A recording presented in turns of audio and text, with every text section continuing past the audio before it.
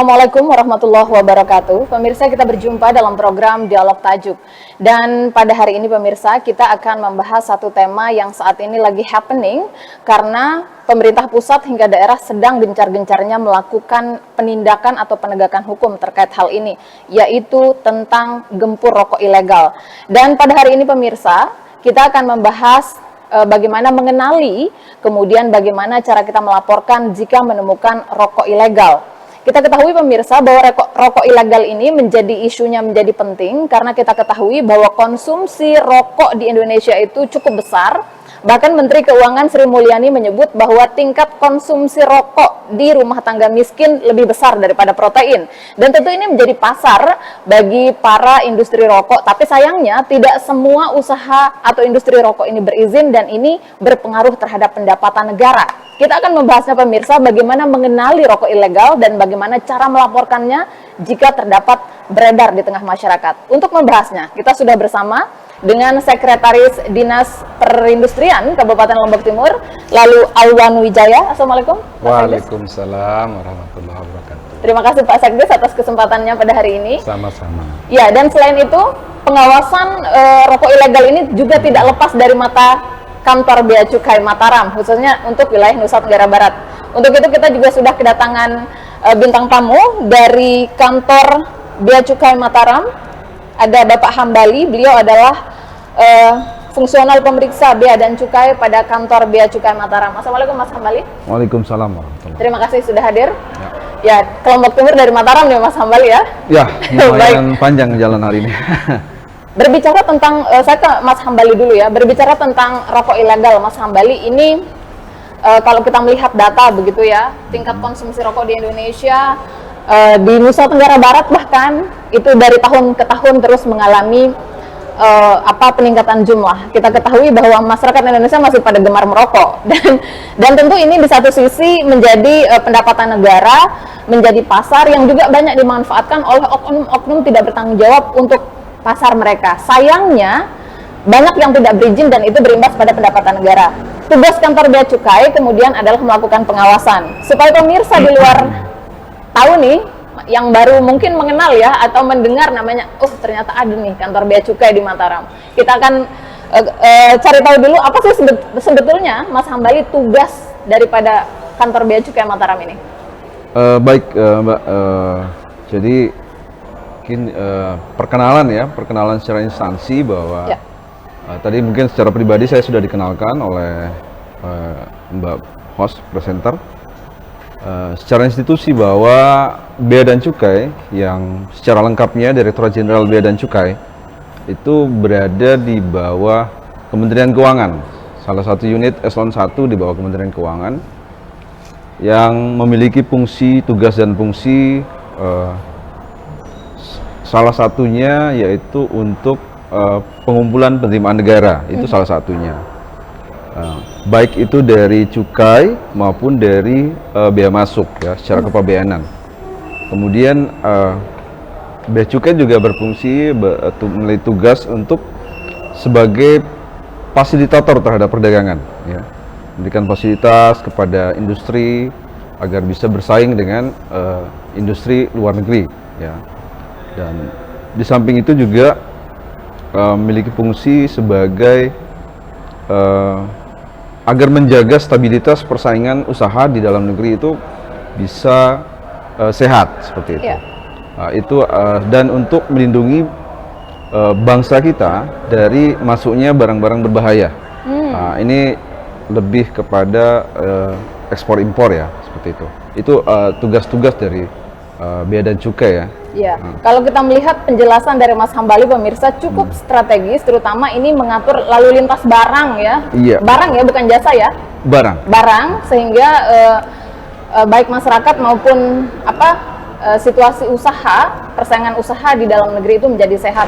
Dan di Mataram pemirsa, di Nusa Tenggara Barat ada yang namanya kantor Bea dan Cukai.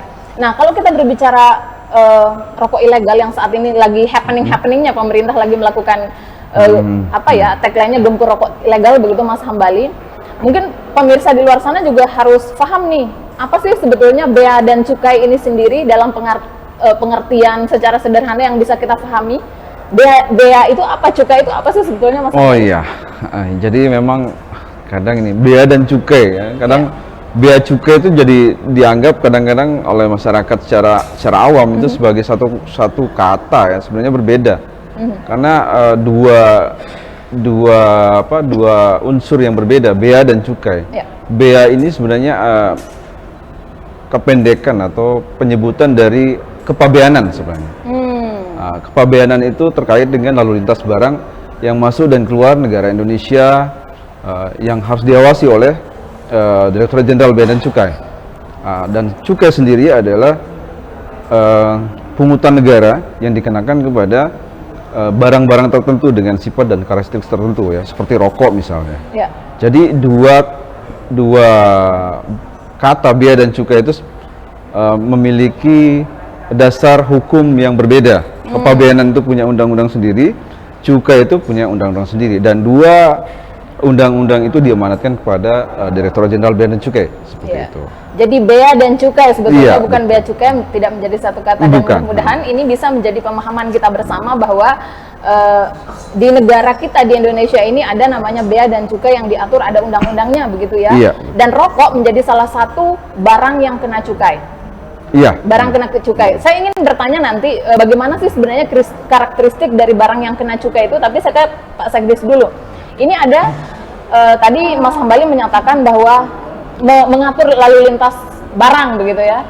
Di kabupaten kita ada dinas perindustrian, ada perdagangan kalau dulu, tapi sekarang sudah terpisah begitu ya.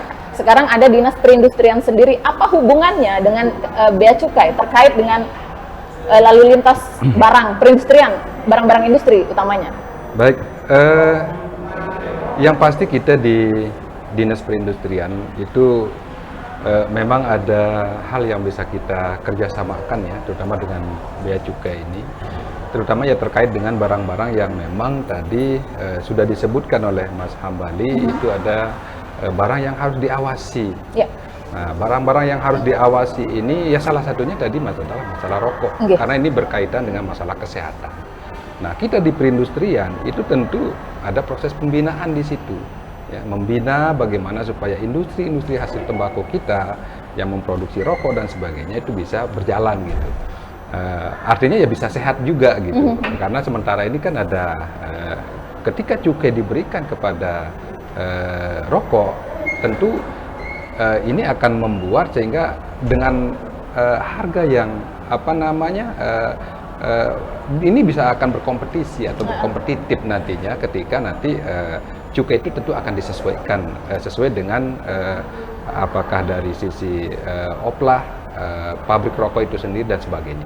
Nah ini jadi kita tetap ada koordinasi, ada kerjasama dengan bea cukai, terutama terkait juga dengan masalah bagaimana barang-barang tersebut peredarannya ya. Nah, peredaran barang-barang tersebut itu juga kita tetap berkoordinasi dengan bea cukai, terutama mensosialisasikan ya. Bagaimana mensosialisasikan bahwa barang-barang ini ternyata ilegal dan sebagainya. Baik, untuk barang-barang yang kena cukai, kita spesifik Mas Hambali ke rokok ya, karena kita spesifik hari ini berbicara rokok. Tentu selain rokok ada ya Pak Sekdes ya, ada. Untuk barang-barang yang kena cukai. Sebetulnya Mas Hambali, apakah ada karakteristik tertentu satu barang dagangan itu kena cukai? Ya, jadi kriteria suatu barang itu harus dikenakan cukai ya, maksudnya begitu ya. Jadi ada beberapa syarat atau karakteristik sehingga barang itu bisa dikenakan cukai.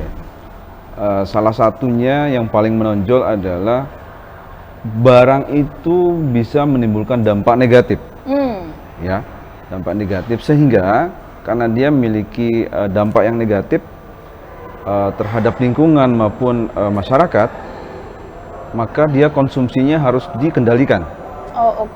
Ya. Kemudian peredarannya pun harus diawasi tentunya, karena dia punya dampak negatif, konsumsinya harus dikendalikan, peredarannya harus diawasi, dan dia perlu dibebankan pungutan negara di situ, pungutan negara, yang nanti maksudnya adalah tujuannya untuk menjadi kompensasi terhadap dampak negatif daripada barang tersebut. Kompensasi terhadap dampak negatif rokok. salah satu di antaranya. Ya, salah satunya dari barang kena cukai itu adalah rokok ya. Rokok dikategorikan memiliki dampak negatif. Iya, betul. Apakah rokok ini kemudian, ini kan satu sisi ada dampak negatifnya tetapi juga menjadi penerimaan negara. Apakah kemudian pengendaliannya ada karakteristik atau masuk di resiko mana nih rokok ini, rendahkah, tinggikah, atau sedangkah, sehingga ini benar-benar menjadi concern pemerintah kayaknya belakangan ini? Ya mungkin itu masuk ke kalau sekarang mungkin ada ini Pak ya, terkait dengan apa, KBLI. izin usaha beresiko ya. Dia beresiko tinggi. Terkait dengan industri rokok itu termasuk ke dalam beresiko tinggi. Ya dari penelitian dampak rokok otomatis ya dari apa jurnal-jurnal kesehatan tentunya secara internasional pasti menyebutkan bahwa dampaknya negatif gitu kan. Tapi itu lagi bahwa tapi mungkin rokok ada sejauh ini masih menjadi barang legal di Indonesia ya. Sisi budaya masyarakat Indonesia mungkin Ya. sebelum adanya Indonesia mungkin rokok itu sudah dikonsumsi ya kan seperti itu. Jadi ya tapi kita tidak bisa melarang, tapi mungkin membatasi. Nah, itulah salah satu fungsi dari cukai itu. Iya, karena menarik dari pernyataan Menteri Keuangan Sri Mulyani sendiri mengatakan justru tingkat konsumsi rokok itu lebih tinggi daripada protein di Indonesia untuk rumah tangga miskin kedua setelah beras. Ini amazing sekali. Dan Pak Sekdis, Lombok Timur ini menjadi salah satu daerah penghasil tembakau. Artinya industri-industri rokok akan berkembang di sini, kemudian ada sumber daya manusianya, sumber daya alamnya tersedia. Situasinya mungkin bisa dijelaskan dulu nih sebelum kita melihat apakah ada usaha-usaha rokok, industri-industri rumahan di Lombok Timur. Begini Mbak ya, yang pasti Lombok Timur ini termasuk penghasil bahan baku terbesar di Nusa Tenggara Barat. Jadi secara data kita bisa lihat dari Dinas Pertanian, Perkebunan itu ada sekitar 11 ribuan ya, 11.000 hektar, 11,2 ribu hektar ya. Ini khusus untuk virgin ya. Artinya ini berarti paling tidak sekitar 25 sampai 30 ton, 30.000 ton itu produksi dari tembakau virgin saja. Kita belum bicara masalah tembakau rajang. Ya, tembakau rajang. Tembakau rajang itu 2.000-an hektar. Kalau kita estimasi kerosoknya itu bisa 1.500, maka tidak kurang dari sekitar 3.000 sampai 4.000. Sehingga secara total untuk Kabupaten Lombok Timur itu penghasil tembakau 37.000 ton. Nah, bahan baku yang berlimpah ini kalau itu dimanfaatkan, dihilirisasi dalam bentuk rokok, tentu dia akan sangat mensejahterakan gitu ya, terutama dari sisi tenaga kerja, belum lagi yang lain yang bisa kita lihat dari dampak dampak positif yang bisa ditimbulkan. Jadi ini yang harus kita lihat potensi sumber daya yang kita miliki tadi. Nah, yang kedua dari sisi potensi sumber daya manusia, yang pasti kita sudah punya gitu. Ya, artinya sebenarnya banyak di lingkungan kita, di sekitar kita itu yang sudah memproduksi rokok ini.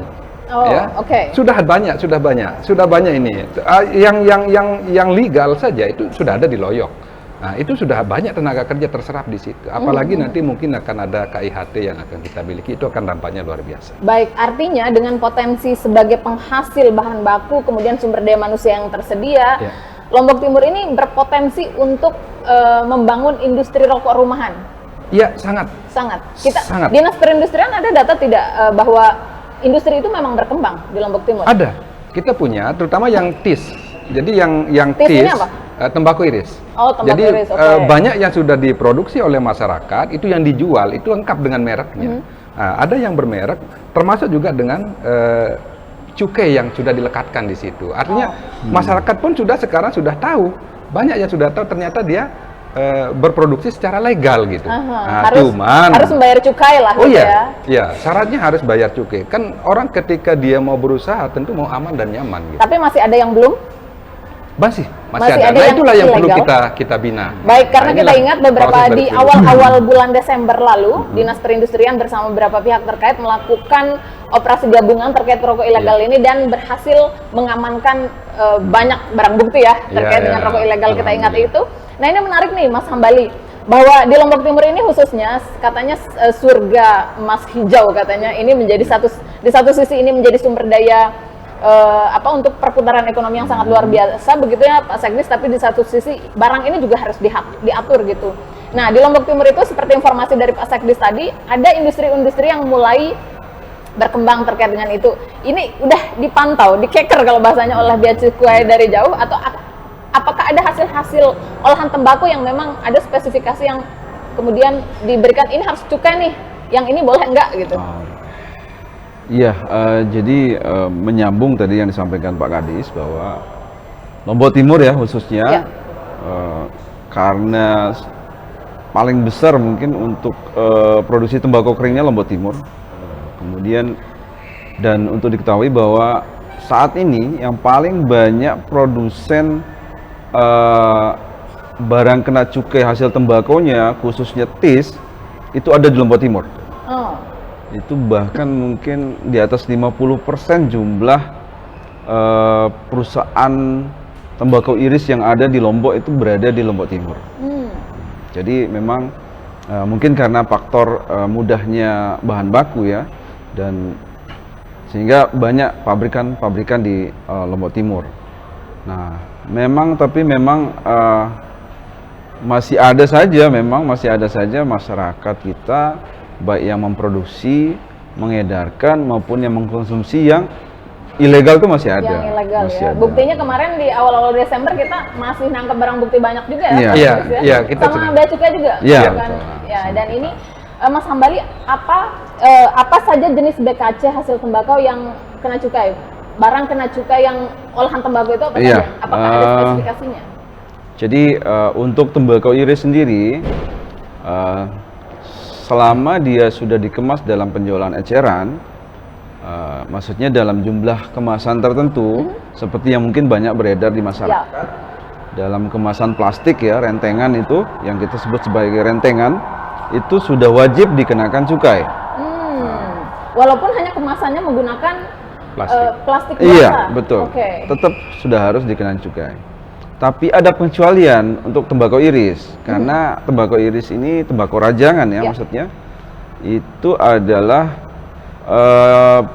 produk yang dihasilkan oleh masyarakat pada umumnya ya, masyarakat pedesaan itu.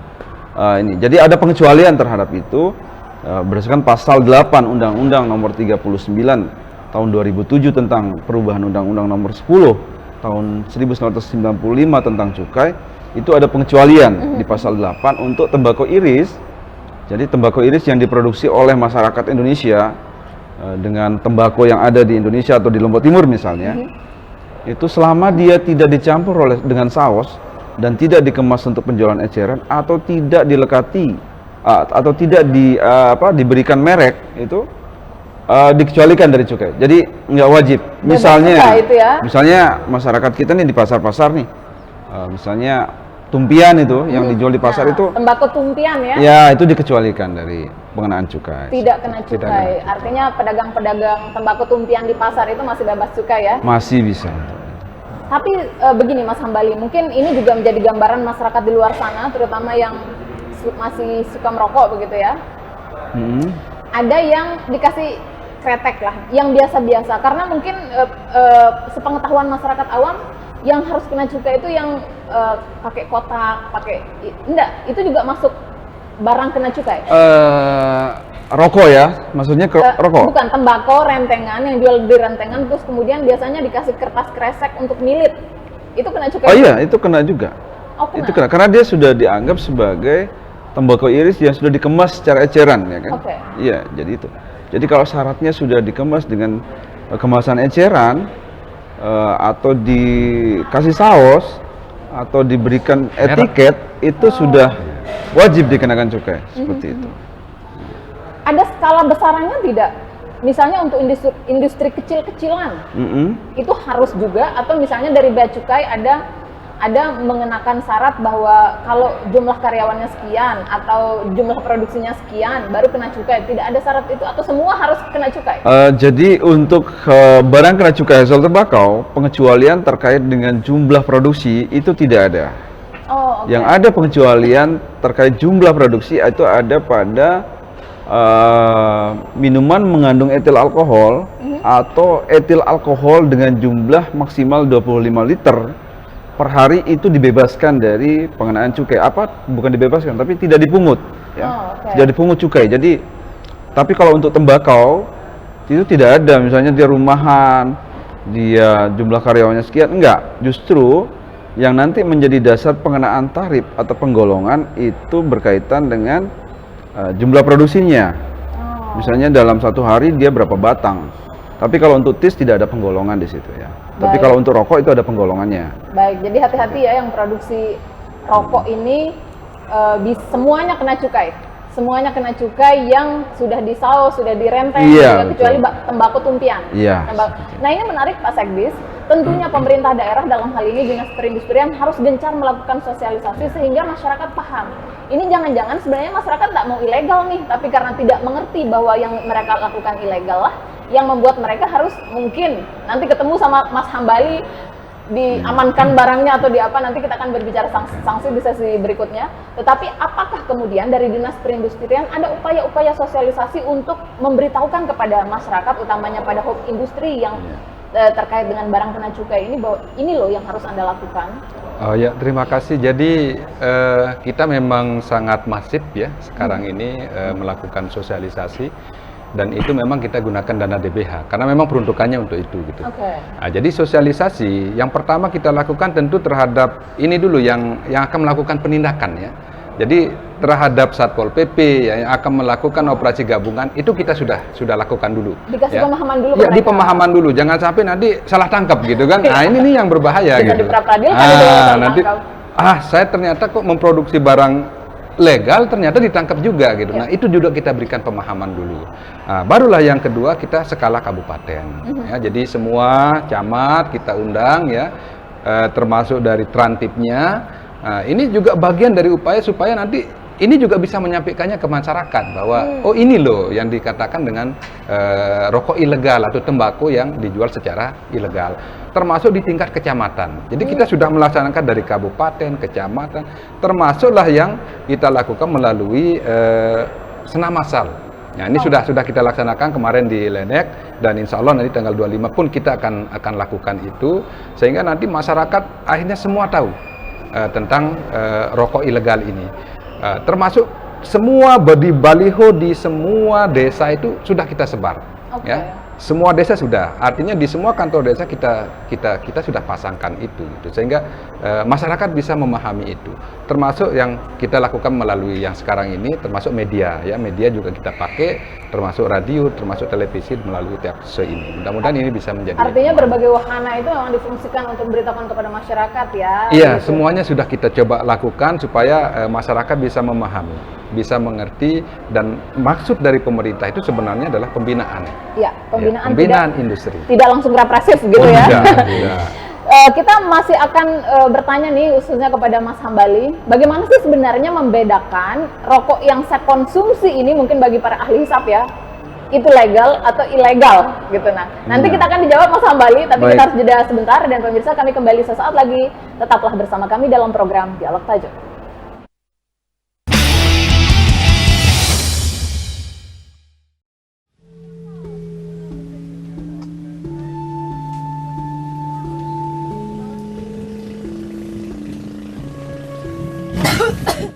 Be, sama lo panca. Nekanda pun ngerokok tene masakan anak dabe batuk. Akan hilang ya.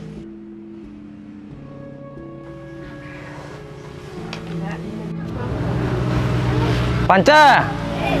Nih. Beliang sama rokok di kios Karyani dah.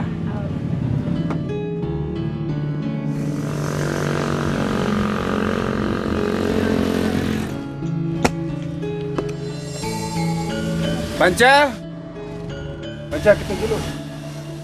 Limpet Pak Amben ya. Beli yang amangku rokok. Aduh, kencang ini.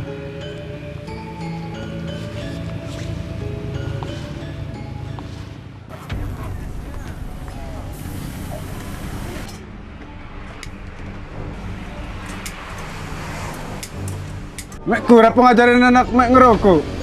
Dek kuah ngajar lo Panca no berokok, cuma aku nyuruh lalu beli rokok. Angkat mek suruh yang beli rokok, nepa ada kena datang ngajarin ngerokok. Si dapur datang remo-remo di negeri wanita tengah rokok nih. Ketau ajaran pihak ngerokok, serian tajari bagus, suruh nam beli rokok. Aduh, tengkulak. Serian so kadang beli mana? Au kakak, kan mau jam marah pagahan atas suruh jalan merokok. Mari kita cetak generasi sehat dan berdaya saing tanpa asap rokok.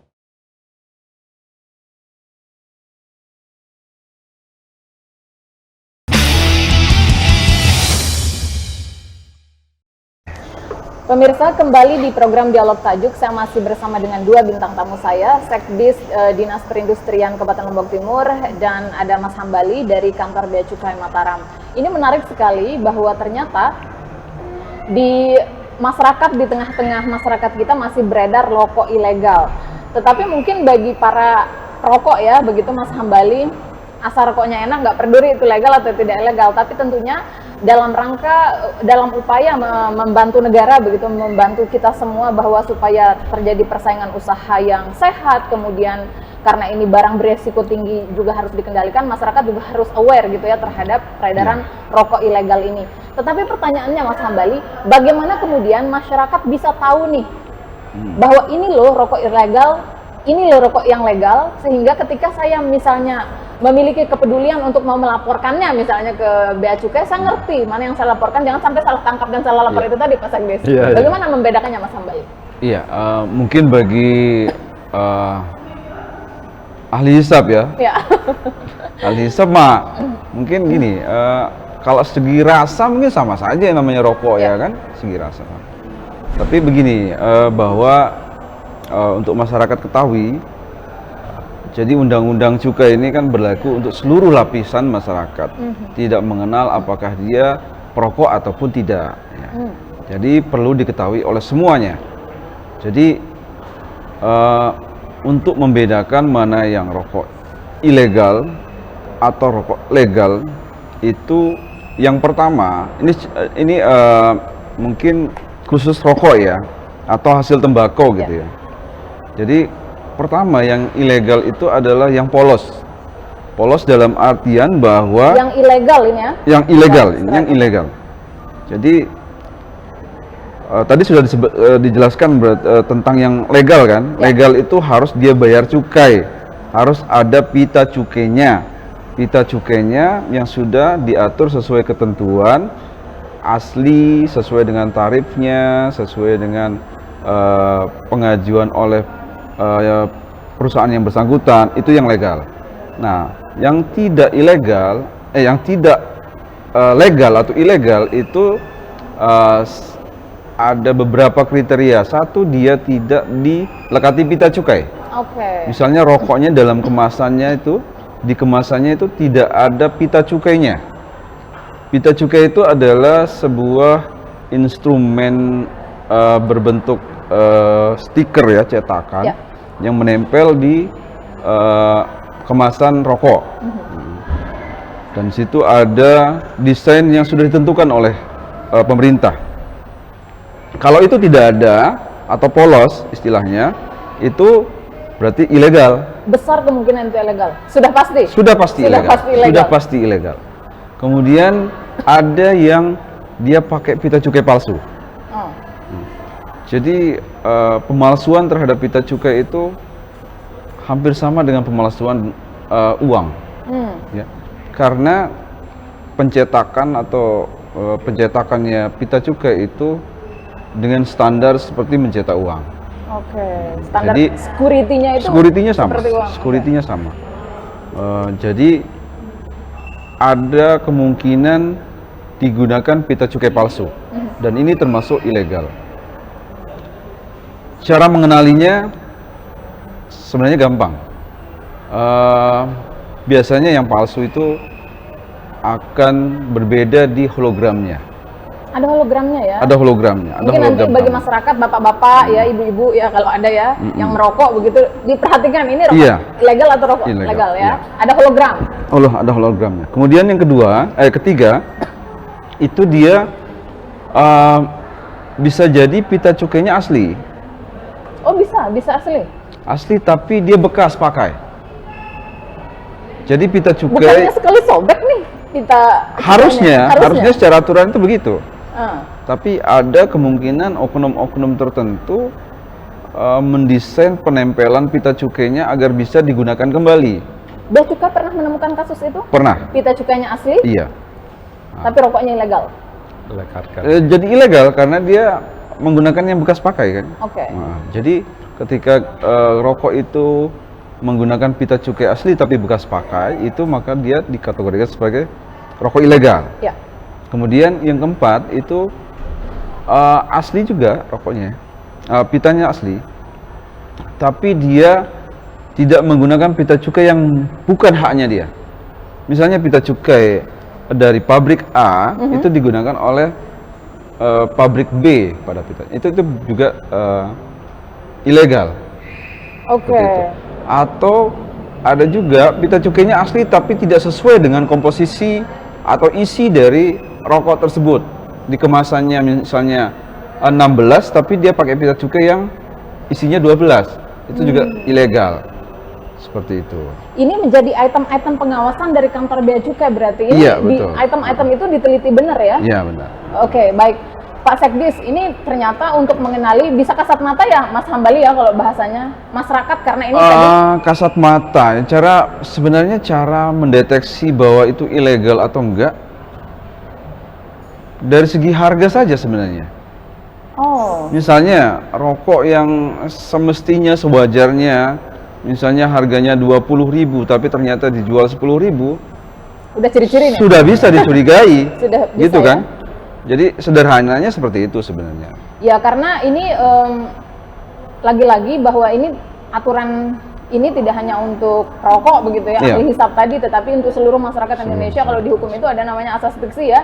Aturan itu kalau udah diundangkan berlaku untuk semua lapisan masyarakat dan kita memang harus peduli, harus aware, membantu negara, membantu kantor Bea Cukai bahwa menekan peredaran rokok ilegal ini karena dampaknya sangat luar biasa Sangat begitu luar ya. biasa. Harus dikendalikan karena resiko rokok ini termasuk dalam kategori resiko tinggi.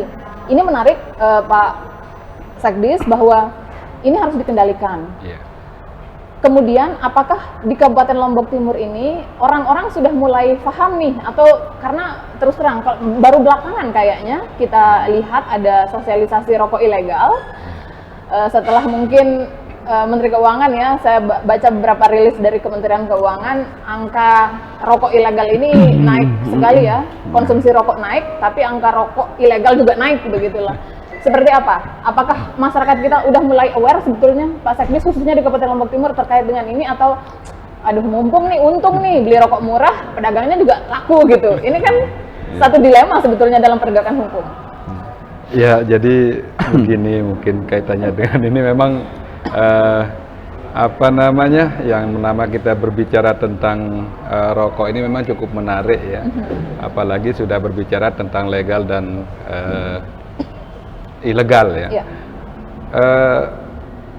Dengan kebiasaan masyarakat yang memang selalu apa namanya memang agak sulit juga untuk di stop untuk merokok ini karena masing-masing orang mungkin sudah karena lingkungan gitu, apalagi lingkungan kita memang sebagian besar petani tembakau gitu. Ya.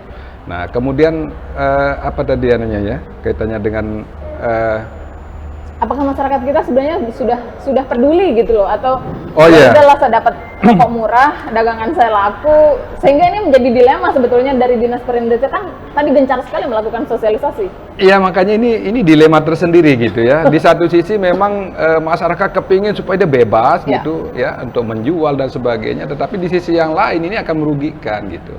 Merugikan siapa ya? Tentu merugikan negara. Karena terus terang saja dari DBH ini kan terus meningkat gitu yang kita dapatkan. Iya, iya. Artinya ketika kita berproduksi, ini kan mungkin kita kembali lagi ke kenapa kita mendapatkan cukai itu sendiri. Itu kan dasarnya di samping kita penghasil bahan baku, kita juga adalah penghasil cukai gitu. Dengan semakin banyak kita dapatkan cukai, tentu akan berimbas juga kepada daerah. Artinya dana pembagi DBH itu akan lebih besar gitu.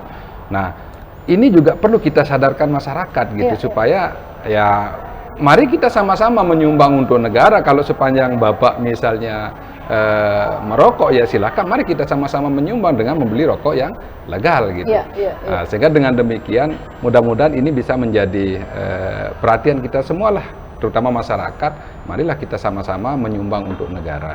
Dan ini juga akan berdampak kepada IKM kita nantinya gitu. Sebab kalau tembakau ilegal ini bisa kita tekan, maka ini akan mendongkrak gitu kan, mendongkrak produk dari industri kecil menengah kita yang bergerak di industri hasil tembakau yang notabene sudah ada gitu. Nah, dan itu kan sedang kita persiapkan juga, terutama di KIHT itu nantinya, bahwa yang diproduksi adalah tembakau rokok lokal yang kemudian nanti bisa juga untuk menekan peredaran barang yang ilegal. Jadi kalau barang ilegal ini bisa ditekan, kan secara otomatis ini akan terdongkrak gitu. Ini kan harga yang ilegal ini kan sudah bisa kita lihat harganya gitu. Dia akan bersaing dengan yang lokal ini gitu. Apalagi cukai biasanya kan ini ada variasi di cukai itu, tidak ditetapkan pukul rata ya? Pukul rata enggak. Kalau IKM kecil itu kan lebih kecil, tergantung oplah anunya aja, ini tergantung berapa batang dia produksi, kan di situ dilihat gitu. Kalau yang kecil-kecil ini, apalagi yang masih menengah ya, mikro ya, itu tentu saya yakin enggak sama dengan yang besar yang sampai miliaran batang per tahun kan gitu Pak. Nanti kita tanya Pak Hambali ya. Boleh, ini yang perlu difahami oleh masyarakat, utamanya Lombok Timur sebagai salah satu daerah penghasil tembakau yang juga dapat dana DBHCHT, begitu ya Pak ya, yang dikembalikan lagi oleh pemerintah untuk sebagai dana pembangunan daerah. Ini yang dijelaskan oleh Pak Sekdis tadi. Boleh tahu Pak, berapa DBHCHT tahun 2022 yang diterima Kabupaten Lombok Timur, sehingga ini menjadi pengetahuan masyarakat bahwa dengan kita tidak menyarankan orang untuk mengkonsumsi rokok, tapi bagi tadi Mas Hambali mengatakan bahwa ini budaya, masih legal lah barangnya, masih kita tidak bisa menutup mata ada orang-orang yang masih merokok. Beli rokok ilegal adalah menjadi salah satu bentuk kontribusi begitu ya terhadap pembangunan. Berapa DBHCHT-nya? Kita di tahun 2002 kemarin 62 miliar. 62 miliar. Yang sebelumnya kita mendapatkan 59. Artinya di tahun 2021 kemarin itu 59 miliar. Di tahun 2022 kita mendapatkan DBH itu 62 miliar. Nah, untuk 2023 ini cukup lumayan besar, itu kita mendapatkan 78 miliar. Nah, kalau yang 78 miliar itu dimanfaatkan untuk membangun, kan kita bisa bangun rumah sakit, termasuk rencana membangun rumah sakit, belum lagi untuk BLT, belum untuk pembinaan industri. Jadi kita juga sudah melakukan pembinaan industri itu dengan melatih untuk processing ya. Processing dari proses kita sudah melaksanakan di tahun 2022 pembinaan industri untuk blending, termasuk juga untuk kemasan rokok. Jadi masyarakat sudah kita persiapkan untuk itu. Baik, justru di sana sumber daya manusia semakin ditingkatkan ya, dan beberapa fasilitas umum juga bisa dibangun dari DBHCHT.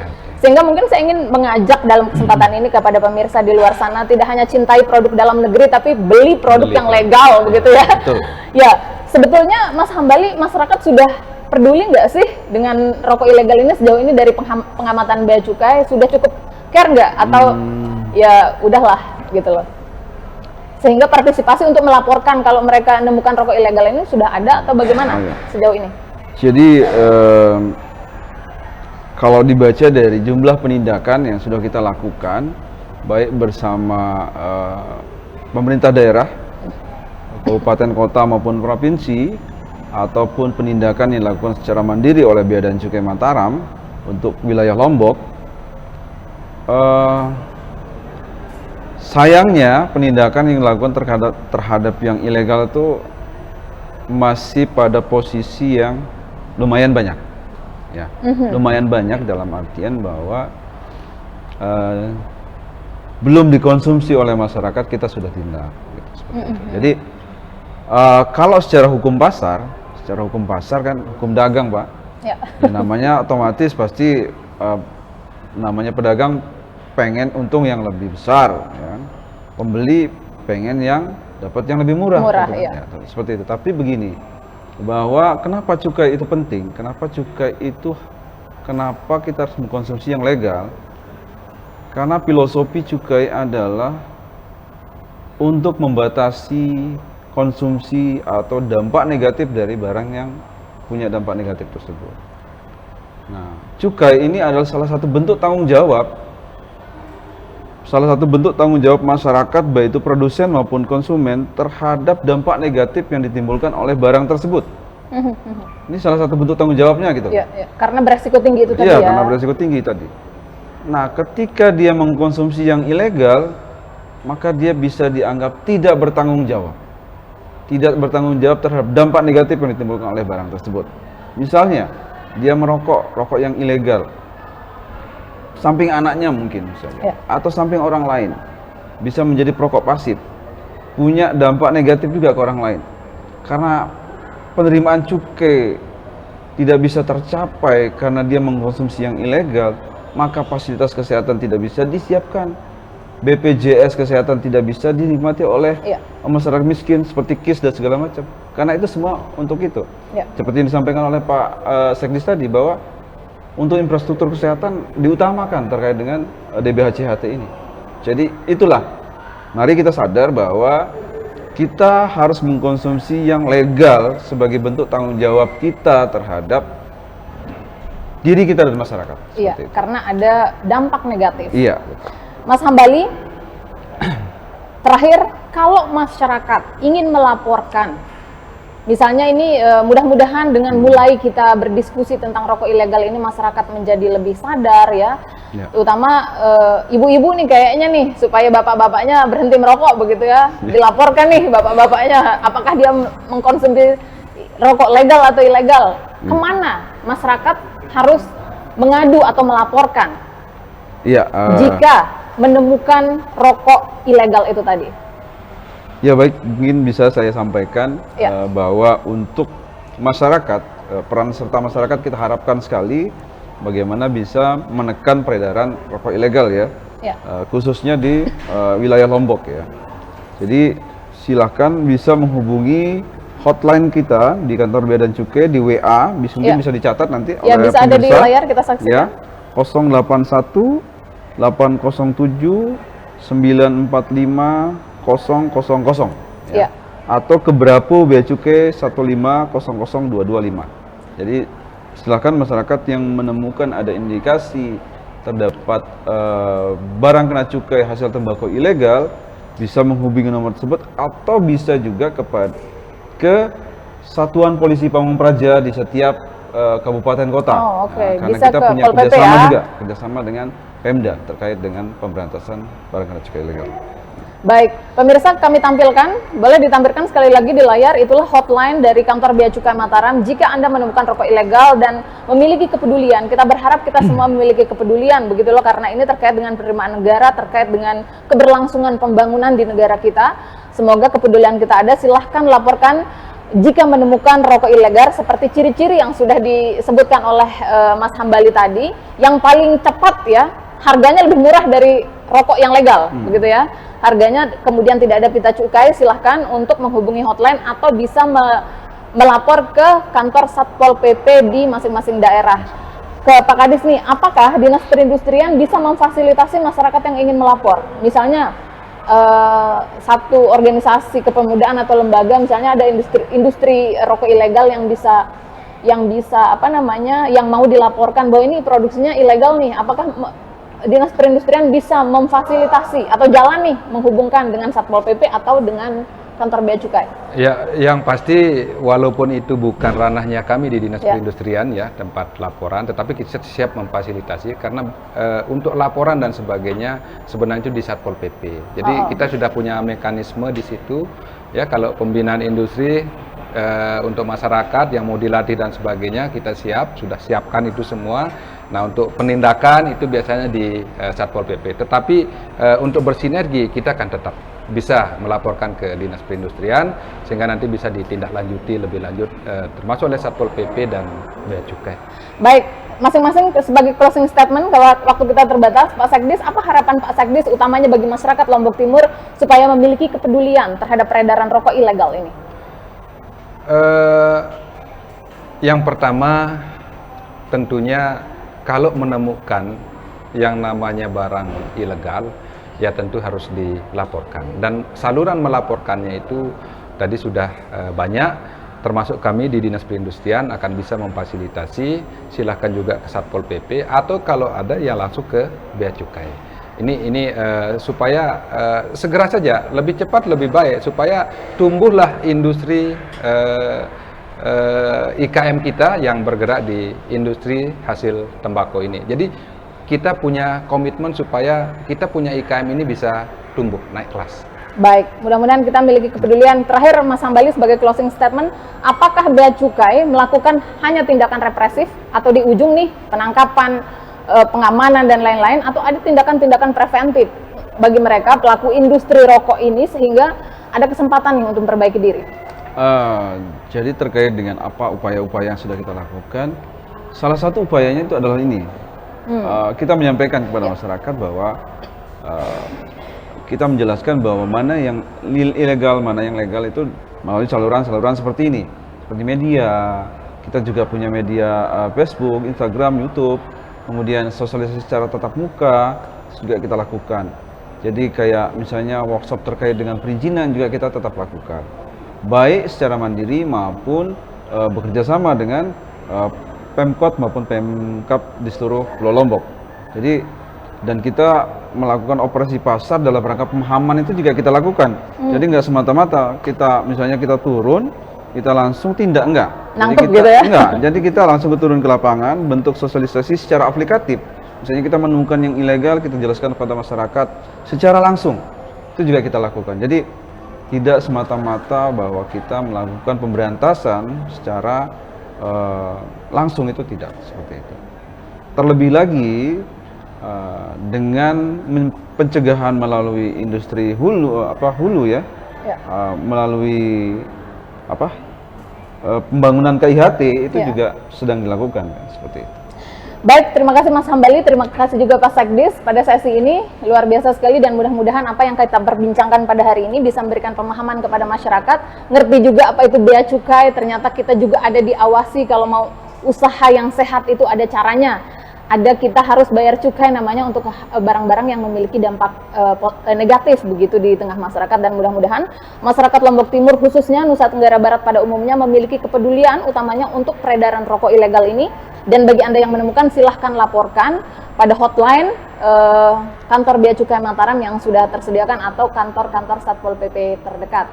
Nah pemirsa, pertanyaannya adalah bagaimana kemudian sanksi-sanksi bagi pelanggar aturan atau tetap ngeyel, dan kemudian kalau saya mau legal usaha saya gimana cara ngurusnya. Kita akan bertemu kembali minggu depan pemirsa terkait dengan pembahasan itu, dan tentunya terima kasih atas kebersamaan Anda. Saya Si Marista mewakili kerabat kerja yang bertugas undur diri. Wassalamualaikum warahmatullahi wabarakatuh. Waalaikumsalam.